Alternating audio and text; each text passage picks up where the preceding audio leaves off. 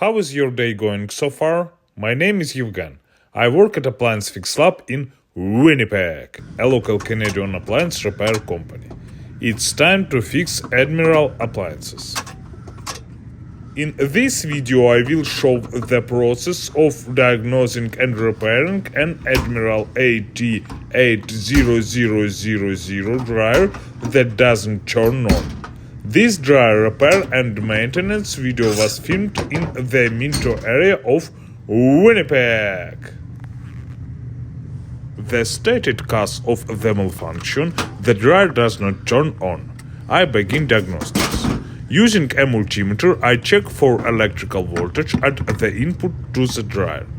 The parameters are normal. I open the dryer door. Gotcha. When opening the door, I noticed that the door switch, which should close when the dryer door is closed, was damaged. I checked by manually closing the switch contact and turning on the dryer. Success! The dryer started. To repair it, I partially disassembled the dryer. By removing the top cover and gaining access to the door switch and replaced the broken switch with a new one, I assemble and test. The Admiral dryer works in all modes and is ready for further use. It's time to say goodbye.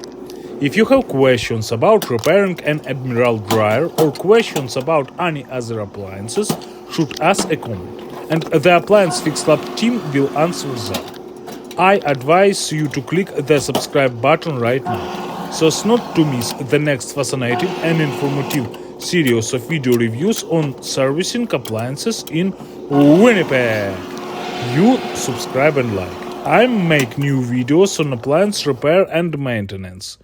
Together we can fix any problem. See you soon. Bye bye.